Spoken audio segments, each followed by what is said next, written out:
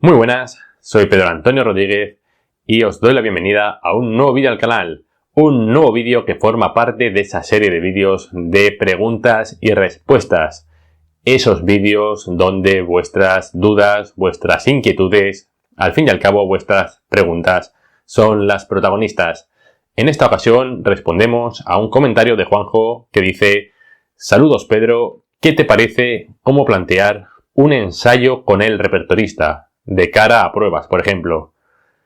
Pues muy bien, vamos a por ello. Desde aquí un abrazo muy fuerte, Juanjo.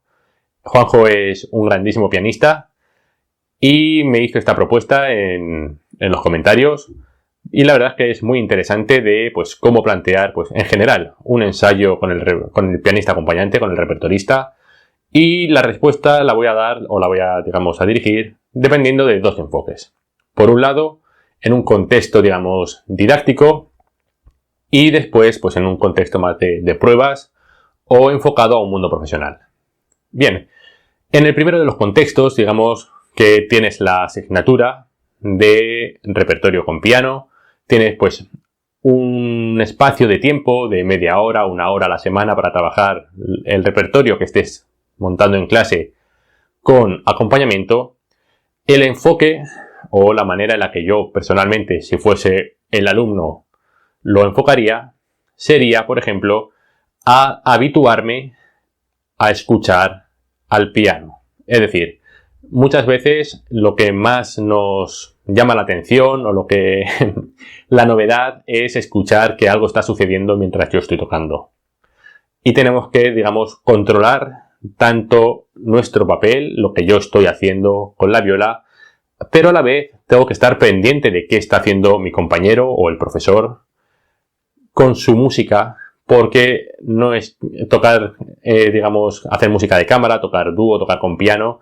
No es que yo hago lo mío y el profesor es profesional, es bueno, me va a seguir. No, es decir, se supone que es una conversación entre dos instrumentos en el que va a haber un diálogo, y si yo crezco o en un momento retengo la música, el pianista se cogerá, pero al revés también. Si el pianista a lo mejor hace un pequeño retardando, tienes que saber, acoplarte para que el producto resultante, la obra, alcance su mejor versión, su mejor resultado. Entonces, en un contexto didáctico, si yo fuera el alumno, lo que haría es intentar habituarme a tocar mucho con el pianista. A lo mejor comenzaría al principio de arriba hasta abajo, para conocernos, para ver de qué manera frasea la música, o si es una obra lenta, llevar la pulsación interna, si es subdividido o no. A lo mejor cuadrar tempos. Es decir, al fin y al cabo, en un contexto didáctico es acostumbrarme a tocar con otro instrumento, a el hecho de que a la vez que yo estoy tocando lo mío, no estoy yo solo en el mundo, no existo solo yo, sino que la importancia se reparte 50-50. Es decir, mi parte es importante, pero lo que está haciendo el piano también. Y tengo que empezar a acostumbrarme a escuchar su parte, a la vez que estoy tocando, comprender lo que está haciendo, saber lo que está proponiendo musicalmente y adecuarme. Entonces, digamos que ese sería el enfoque didáctico si yo fuese alumno, los objetivos que perseguiría. Acostumbrarme personalmente a tocar con piano, a escuchar su voz y desarrollar la capacidad de adecuarme musicalmente. También se puede dialogar con el pianista, con el profesor, y decirle: vale, aquí me gustaría hacer un pequeño retardando y luego recuperar el tempo. Entonces, trabajar esa estrategia para, estás tocando, aguantas tiempo y luego, das la entrada y continúas. Entonces, enfocarlo, también a desarrollar pequeñas estrategias que luego, dentro de un mundo profesional, utilizarás. Bien, pero, sin embargo, ¿qué pasa en un mundo profesional o cuando tienes que preparar pruebas? Como dices en el comentario, de cara a pruebas, por ejemplo. Aquí no es tanto lo didáctico, sino que el tiempo es oro.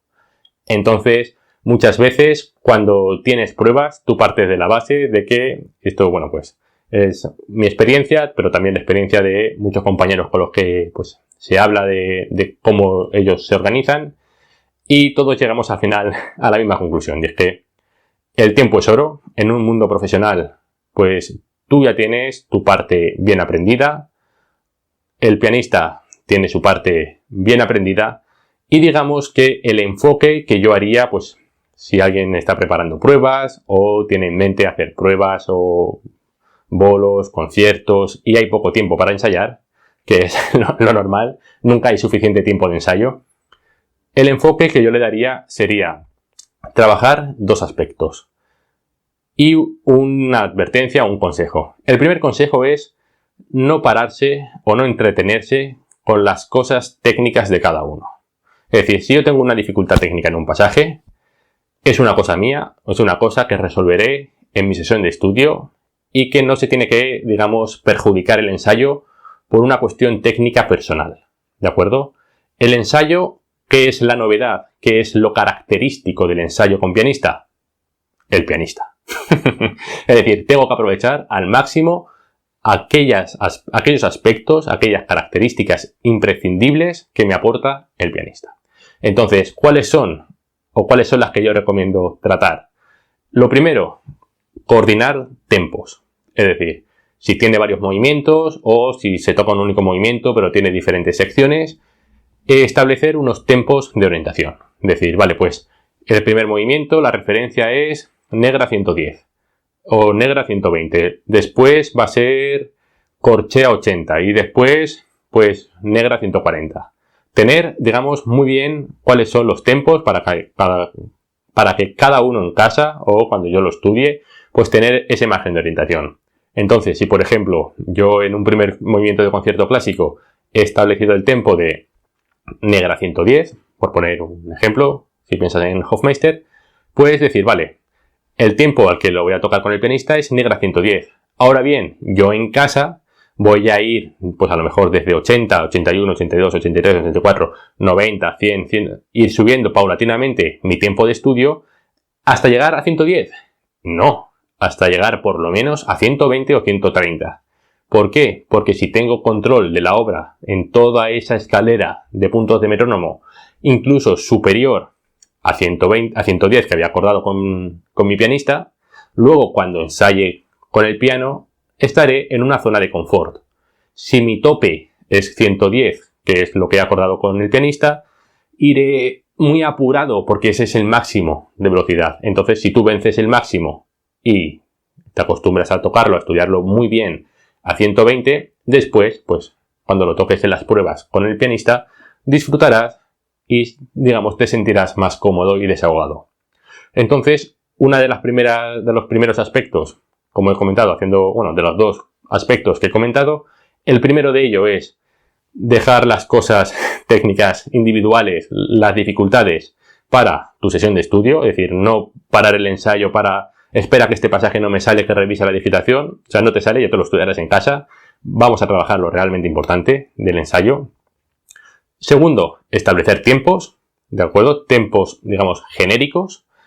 Y el tercer consejo, ¿de acuerdo?, sería trabajar y pactar o coordinar aquellos momentos donde va a haber una irregularidad del tempo, ¿vale? Pensando en un ritardando, un rubato, o cómo vamos a preparar la llegada a un calderón, qué vas a hacer musicalmente, si hay que coordinar, pues a lo mejor una nota concreto con la corchea de la mano derecha del piano, o incluso la salida de los calderones, cuando estés tocando, qué gesto va a hacer, quién va a hacer el gesto, si la entrada la vas a dar tú o la va a dar el pianista, porque hay veces que estás tocando concentrado y es mucho más fácil que el pianista, que tiene control de lo que tú estás haciendo, haga la respiración y entres juntos y él te marca el tempo nuevo, porque a lo mejor tú, pues por la inercia, puedes, digamos, caer en error, ¿no? Entonces, ese sería otro de los aspectos en los que yo me centraría en el ensayo, ¿de acuerdo?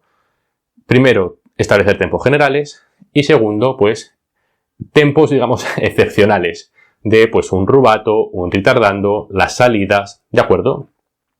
Y luego, una vez esté, digamos, esas cositas que acabo de decir muy bien trabajadas, lo siguiente en lo que yo me enfocaría, conforme que esto no es algo, digamos, aparte, sino mientras vas trabajando estos aspectos hay que pensar, digamos, en el producto general que se está formando, ¿de acuerdo? Es decir, hay que nivelar intensidades, aunque esto va a depender sobre todo de la sala donde se tenga que tocar, pero es interesante, pues, por ejemplo, probar o empezar a coordinar en el sentido de en qué momentos, pues, tienes que forzar más la viola, buscar mayor sonido, más potente, porque a lo mejor no dista tanto del piano, o a lo mejor en qué momentos el pianista, pues, aunque él esté haciendo un mezzo forte, pero a lo mejor está fuera de contexto y ese mezzo forte, pues, para que empaste bien tiene que ser un mezzo piano,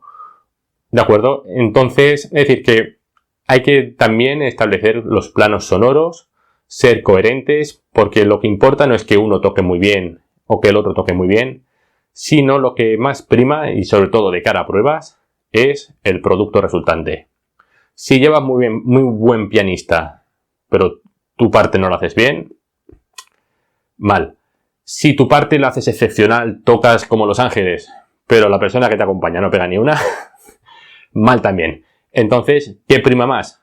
El producto, el conjunto. Entonces, pues que estéis muy bien coordinados en tempos, que estéis muy bien distribuidos los planos sonoros, que si hay un crescendo y tenéis los dos la intención de hacer ese crescendo, que se perciba por parte de ambos, no que uno de los dos se quede cohibido y el otro destaque más el crescendo, porque entonces hay una incongruencia, ya no es un discurso coherente, ¿de acuerdo? Entonces, estos son los aspectos en los que yo fundamentalmente me centraría, digamos, de cara a unas pruebas.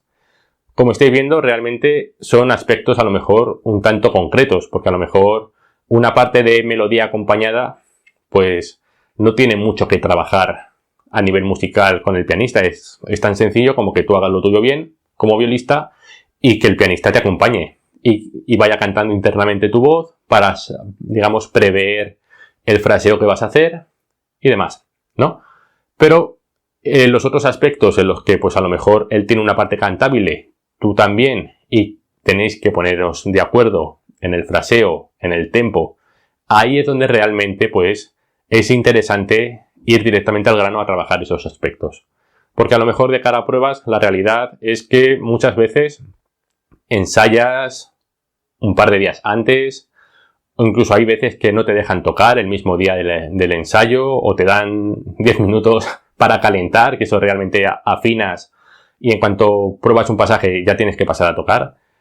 Entonces es muy importante organizar muy bien el tiempo, ¿de acuerdo? Entonces, al igual que en ese primer contexto, digamos, didáctico, pues los ensayos yo los enfocaría pues más a la experiencia, al tocar juntos, al escuchar, al qué está pasando, realmente si percibo la otra parte, si controlo lo que está haciendo, si me dejo influenciar, porque a lo mejor él hace un piano pero yo tengo que tocar con más sonido, a lo mejor me dejo influenciar y hago también un piano. Es decir, en un contexto didáctico o docente de aprendizaje lo enfocaría pues a esa experiencia de tocar con otra persona, ¿de acuerdo?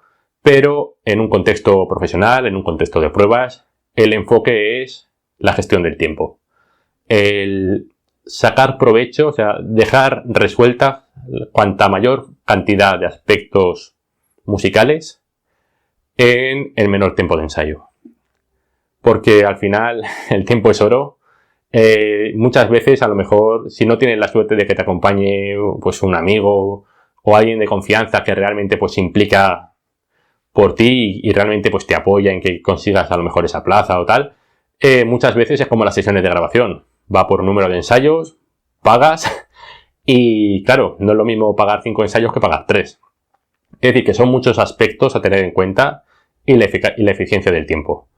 Porque a lo mejor si una obra realmente no es difícil de coordinar, merece más la pena que inviertas el tiempo en estudiar tus dificultades técnicas que a lo mejor con un ensayo para establecer tiempos es suficiente, está todo coordinado. Luego, por supuesto, pues cuanto más se toque juntos, mejor para ser uno al fin y al cabo encima del escenario. Pero lo que prima es la organización del tiempo. Y nada, hasta aquí el vídeo de hoy. Ponedme en los comentarios, pues, qué estrategias, cómo lo organizáis vosotros, cómo lo planteáis. Si os ha gustado el vídeo, si no, ponedme más sugerencias en los comentarios que queráis que traiga pues a esta serie de vídeos de preguntas y respuestas. Recordaros que si os gusta el contenido podéis darle a like y suscribiros. También seguirme en redes sociales con el usuario @profesordeviola. Y sin más, nos vemos en los próximos vídeos. ¡Hasta luego!